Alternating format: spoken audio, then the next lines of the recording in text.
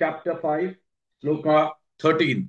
Sarvakarmani manasa, sarvakarmani manasa, sarvakarmani manasa, sanyasyaste sukam vashi, sanyasyaste sukam vashi, sanyasyaste sukam vashi, sarvakarmani manasa, sanyasyaste sukam vashi, सर्वकर्माणि मनसा सन्न्यस्यास्ते सुखं वशी सर्वकर्माणि मनसा सन्न्यस्यास्ते सुखं वशी सर्वकर्माणि मनसा सन्न्यस्यास्ते सुखं वशी सर्वकर्माणि मनसा सन्न्यस्यास्ते सुखं वशी नवद्वारे पुरे देहि नवद्वारे पुरे देहि नवद्वारे पुरे देहि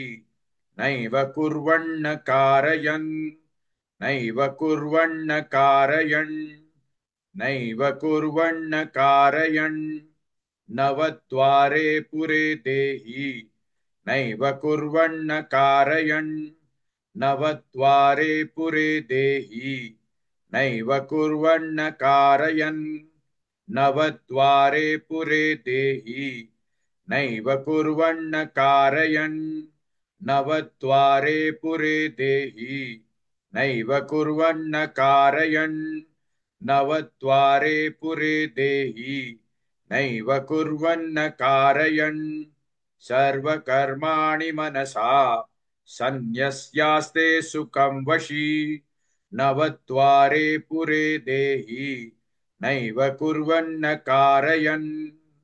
Please like and share this video because you could be instrumental in helping someone around the world recite the Srimad Bhagavad Gita, thereby helping them to have a life of unending opulence, victory and prosperity. This is mentioned in chapter 18, sloka 78. Yes. Don't forget to buy my book, Leadership Can Be Child's Play. Namaste.